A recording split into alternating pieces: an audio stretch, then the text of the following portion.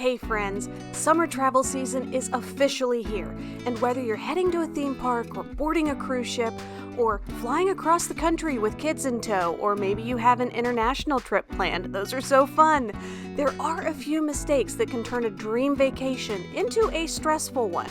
Today, I'm going to share our summer travel survival guide, including what we always pack, TSA mistakes that can slow you down, ways to survive the heat, and some expensive mistakes that are surprisingly easy to avoid. Also, shameless plug here, make sure that you stick around to the end and watch our show on this Thursday night, 8 p.m. Eastern Standard Time, because it is going to be all about your summer travel questions, and we're going to be diving even deeper into these topics, so you're not going to want to miss it. Hit that subscribe button. Let's get started with that ever-important carry-on. If your checked luggage disappears for a day, or two, or even three, you want to be prepared.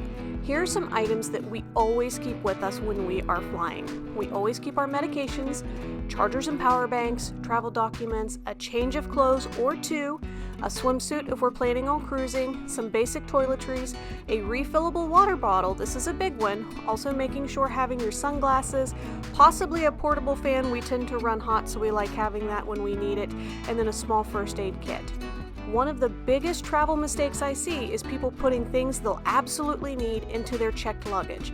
If losing it is going to ruin your trip, it belongs in your carry-on. And that also includes comfort items. Our family in particular, Nick always has at least one or two of his friends and his blanket with him, and we take that on the plane even though it's bulky because we know that he's going to want those at some point during our travel day. Our second tip is going to be airport tips for families. Traveling with kids doesn't have to be chaotic. I mean, maybe a little bit, they are kids after all, but we've got some tips that'll kind of make it a little less chaotic. How's that? A few things are going to make a huge difference. First, don't board the plane already exhausted. Build some extra time into your airport schedule. Make sure that if you're supposed to be there 2 hours before, you arrive 3 hours before so that you have a leisurely time of being able to get your bags checked and then going through security. The other thing is you want to let your kids burn off some energy before you board. So walk the terminal, find an empty gate, let them move. Take advantage of autism-friendly centers if they have them, like Pittsburgh Airport and Presley's Place, or even Fort Lauderdale has a fantastic play area that they have in Terminal 1. Let your kids move. Also, give your kids their own small backpack and activities and comfort items that are within those so they feel very special that they have their stuff too. And finally, don't pull out every toy at once. Maybe keep a couple in yours so that they don't just immediately done with them in 30 seconds. Rotate through those activities throughout the flight so that each one feels new and exciting and keeps them busy while you're getting to your next destination. Another thing is snack hacks. Airport food prices, theme park food prices, they can feel outrageous, but a little planning can go a long way. Whether you are at the theme park and you're doing Instacart or you're packing a few things in your carry-on, we like having granola bars, crackers, trail mix, fruit snacks, empty reusable water bottles, those are huge. Did you know you can actually bring your bottle through security empty and then fill it up afterward? Most airports actually have dedicated water bottle refilling stations. And at the theme parks, you're going to have a few snacks on hand and can prevent those emergency purchases when everyone's hot, hungry, and cranky. Trust me, hangry family members can become very expensive family members. And speaking of theme parks, that summer heat is no joke, especially if you're traveling to places like Orlando, Florida. A few of our favorite heat survival strategies include starting the day early. We do like to sleep in, but once in a while we will start our day early. We are big fans of taking a midday break when that heat is at its hottest. Also, use cooling towels, wear moisture-wicking clothing, and make sure that you're drinking water constantly. If you think you've drank enough, you need to have 2 more glasses. Also, don't wait until you're thirsty because it's too late. That dehydration is already starting to set in. One mistake many people make is trying to power through from rope drop until fireworks. Smartest travelers are going to plan downtime. You'll actually enjoy so much more of your vacation if you plan some downtime in your theme park day. Battling the heat while on your cruise is also a big thing. Those ocean breezes make it feel a lot cooler than it really is. When you're going on a cruise, I'm always going to recommend that you have some sort of reef-safe sunscreen, a portable fan, hat, sunglasses, an insulated water bottle because that ice that's in there or the cold water will get hot real quick, and then aloe gel for when you inevitably get burnt if you're anything like me. Also, don't forget that shore excursions often involve much more walking and sun exposure than people expect, so you're going to want to have good quality shoes when you go on those shore excursions. Last thing you want is a severe sunburn on day 2 of a 7-day cruise, because I've been there, it is not a whole lot of fun. Now let's talk some easy TSA mistakes that all of us have made before.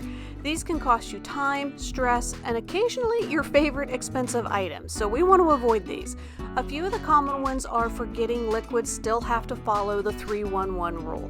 Leaving large liquids in your carry-ons is not a good idea.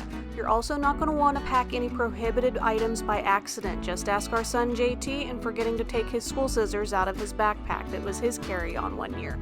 Also, you don't want to bring oversized batteries, and you don't want to wait until the checkpoint to organize your electronics. Make sure everything is organized, ready to go, so that when you get up there, you know where your liquids are and where the electronics are that you may or may not need to pull out of your bag. Before your trip, just do that quick bag audit. It's much easier to remove a problem item at home than in the security line. And that's a great segue into what not to pack, because sometimes what you leave behind is just as important.